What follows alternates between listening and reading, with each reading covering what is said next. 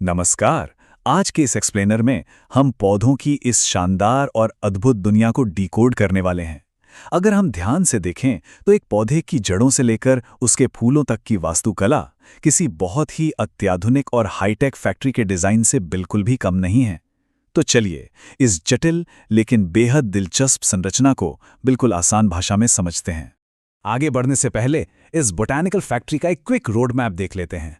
हम अपनी शुरुआत करेंगे मिट्टी के बिल्कुल नीचे छुपी जड़ों से, फिर वहां से तना, पत्तियां, फूल और बीजों से होते हुए एकदम आखिर में पूरे टॉपिक की कुछ सबसे जरूरी बातों को समेटेंगे।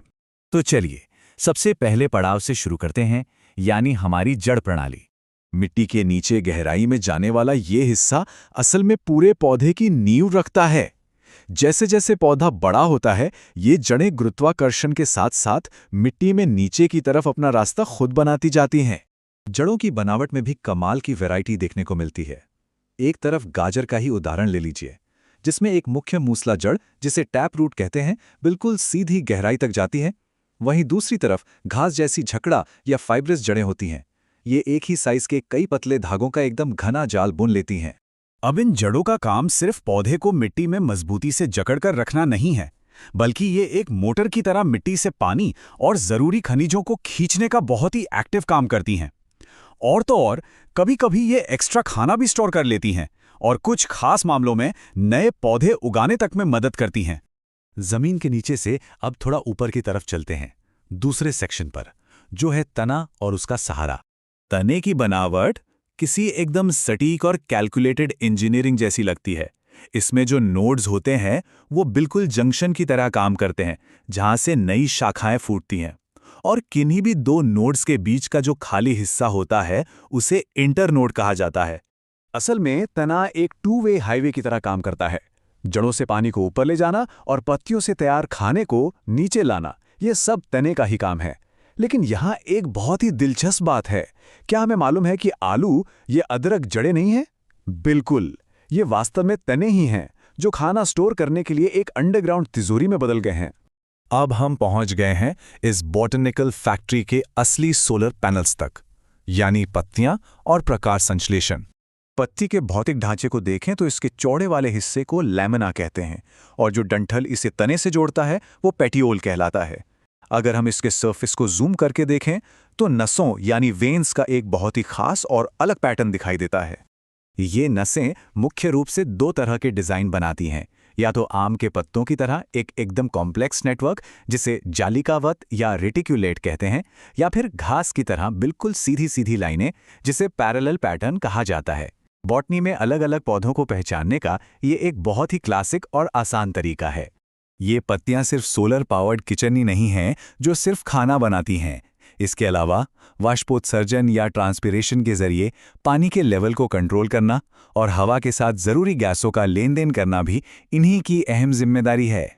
चलिए अब पौधे के सबसे ऊंचे और शायद सबसे खूबसूरत हिस्से की बात करते हैं, प्रजनन के लिए फूल।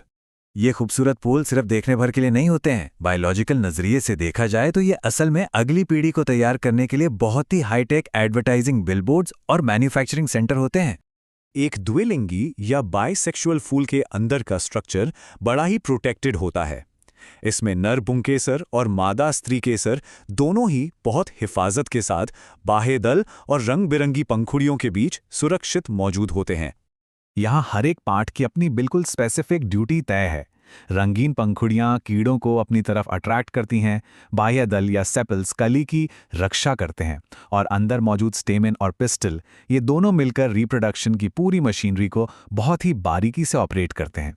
निषेचन यानी फर्टिलाइजेशन हो जाने के बाद पौधे का फोकस पूरी तरह से पैकेजिंग और शिपिंग डिपार्टमेंट पर शिफ्ट हो जाता है, यानी फल और बीज। फल कोई अलग से बाहर से आई चीज नहीं है, ये असल में एक मैच्योर और पूरी तरह से डेवलप हुआ अंडाशय यानी ओवरी ही होता है। इसका मेन काम है बीजों के लिए एक मजबूत सुरक्षा कवच और ट्रांसपोर्ट वेसल की तरह काम करना। अगर हम फलों के अंदर झांकें तो पेरिकार्प जैसी लेयर्स बीज को एक मजबूत ढाल की तरह घेर कर रखती हैं। फिर चाहे वो सेब जैसा कोई गूदेदार फल हो या फिर मूंगफली की तरह बिल्कुल सूखा, मकसद सिर्फ एक ही है, अंदर के बीज को सेफ रखना।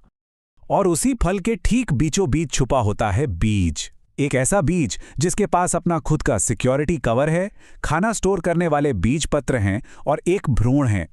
ये भ्रूण असल में एक बहुत ही नन्हा सा पौधा है जो बस बाहर निकलने और बढ़ने के सही वक्त का इंतजार कर रहा है। लेकिन ध्यान देने वाली बात यह है कि एक सोए हुए बीज को एक एक्टिव, जीते जागते अंकुर में बदलने के लिए 3 चीजों का बिल्कुल परफेक्ट कॉम्बिनेशन चाहिए: पानी, हवा और एकदम सही तापमान। इनमें से एक भी चीज अगर मिसिंग हुई तो स्प्राउटिंग का वो प्रोसेस स्टार्ट ही नहीं हो सकता। चलिए, अब हम पहुंच गए हैं अपने आखिरी और सबसे जरूरी हिस्से पर, परीक्षा के लिए मुख्य बातें। इस पूरी बोटानिकल वास्तुकला को अगर हम समराइज करें तो हर पार्ट का एक प्राइमरी जॉब है। जड़ें पानी सोखती हैं और पौधे को बांध कर रखती हैं। तना चीज़ों को ट्रांसपोर्ट करता है। पत्तियां खाना बनाती हैं। फूल रिप्रोडक्शन करते हैं। फल बीज को बचाते हैं। और फाइनली बीज एक नए पौधे को जन्म देते हैं। बस इस कॉम्बिनेशन को याद रखिए और एनाटॉमी के बेसिक्स बिल्कुल क्लियर हैं। तो अब हम इस एक्सप्लेनर को एक बहुत ही दिलचस्प सवाल के साथ खत्म करते हैं। अगर तना एक हाईवे है और पत्ती एक किचन है, तो सोचिए अगर कल को पर्यावरण अचानक से बदल जाए तो क्या होगा? ये बदलते हालात इन अंगों को अपना मेन काम बदलने और नए तरीके खोजने के लिए कैसे मजबूर कर सकते हैं? यही वो सवाल है जो इवोल्यूशन और बायोलॉजी को इतना एक्साइटिंग बनाता है। हमारे साथ इस बोटेनिकल सफर पर जुड़ने के लिए बहुत बहुत शुक्रिया।